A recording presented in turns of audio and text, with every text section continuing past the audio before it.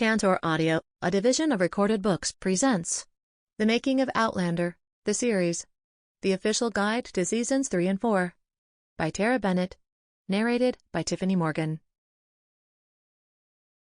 Introduction by Matthew B. Roberts, writer, executive producer, director. In sitting down to write this introduction, I found myself grappling with some very particular questions. If Claire Fraser were to stop and take a moment to reflect on her journey from Scotland to the New World, what would she have to say? What thoughts would Jamie Fraser have to share about the trials and tribulations of forging a new life in 18th century America? For those of us working in the writer's room, these are not unusual questions to ask at all. They are the sort of questions we are privileged to ask ourselves on a daily basis. The Frasers may be fictional, but they are alive both in our imaginations and on our screens. What is unusual, however, is that although Jamie and Claire have by now inhabited my daily thoughts for more than half a decade, they are questions I never could have guessed I'd be asking. How could I possibly have known, when I first encountered a book entitled Outlander during one of my first assignments in the industry, in my first industry job as a reader, that it would play such a fundamental role in my career? But just as Jamie and Claire are destined to be reunited after 20 years apart, so it was for me.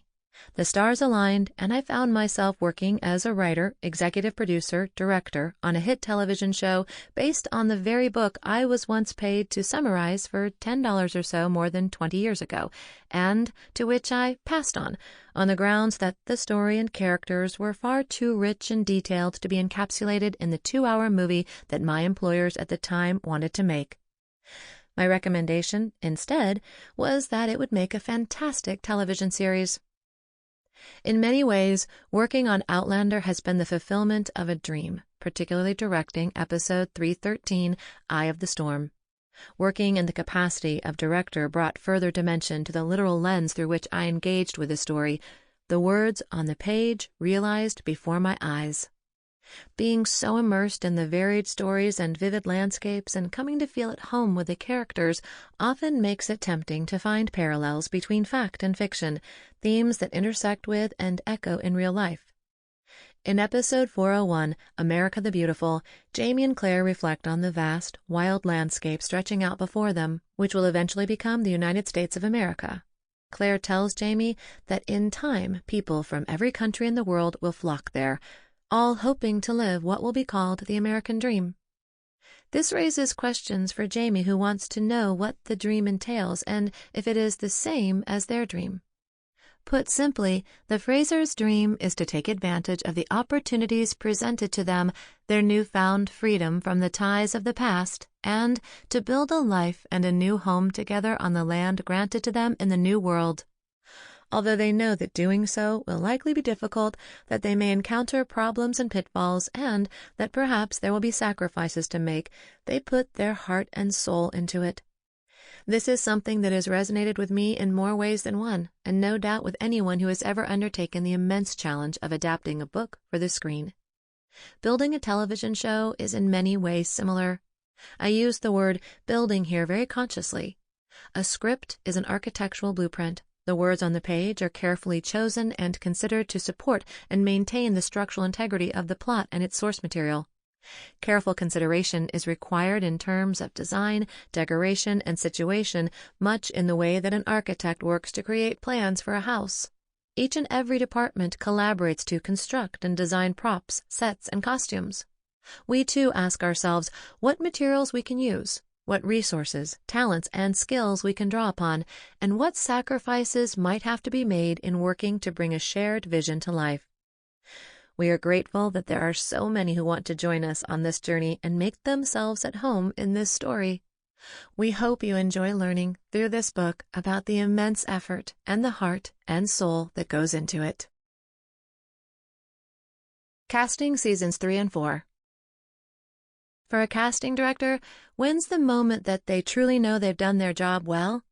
With Outlander, it came when the fans of Diana Gabaldon's books declared that they couldn't imagine any actors other than Sam Heughan and Caitriona Balfe as Jamie and Claire Fraser.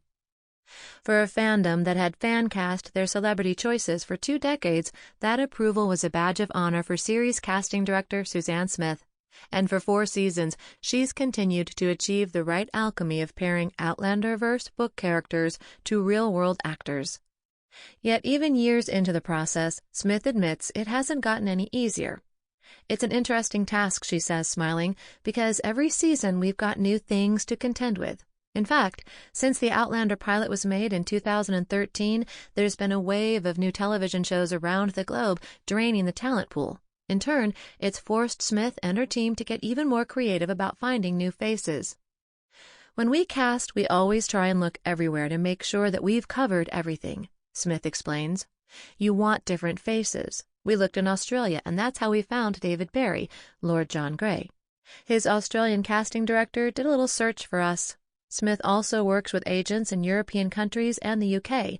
The nice thing is everybody knows what Outlander is now, she adds about actor awareness for the award-winning series. With such an expansive array of characters to cast each season, Smith says they've settled into a system that works for the show. You have to have a good memory of the people you've used and that you're not going to bring back, she says of the process. Between casting director Simone Pereira-Hind and myself, we talk about every episode. I tend to go up to Scotland for every script read-through, which is every block or 2 episodes. We tend to sit down with Meryl Davis and Matt Roberts and go through the characters that are coming up and how they seem because they know the story so well and what they're looking for. It is a lot of talking, and sometimes it's just there on the page. You see it, and you go, okay. Smith reveals that for the series, all actors auditioned for their roles, even Maria Doyle Kennedy, who had recently come off the cult hit Orphan Black and was cast as the much-anticipated Jocasta Cameron in Season 4.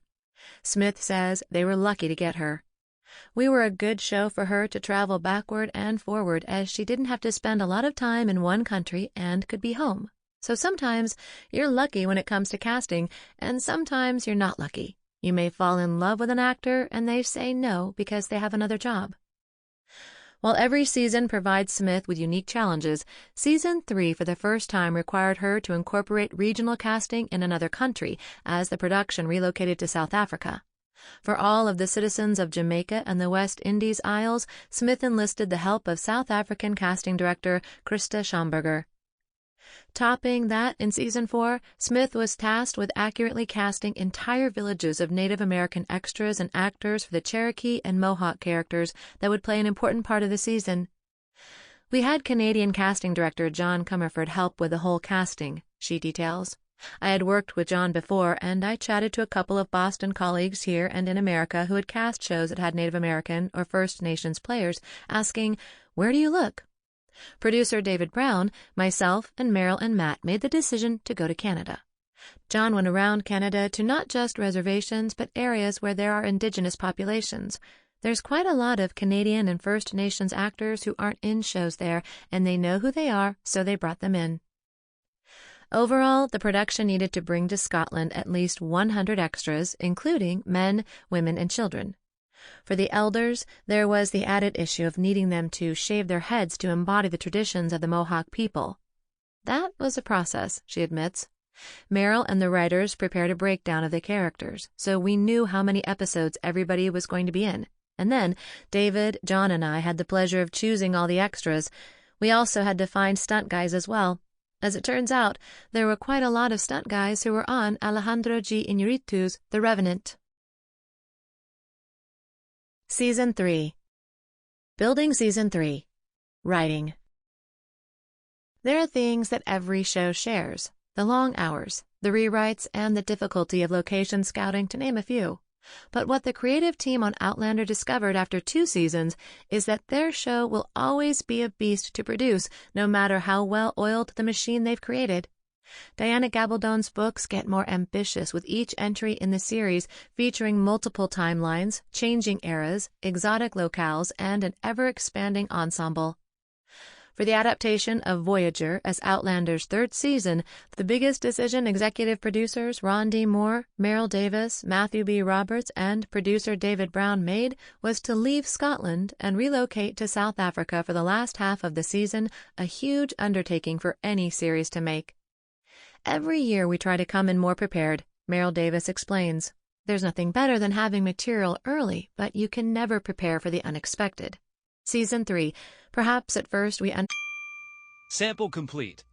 Ready to continue?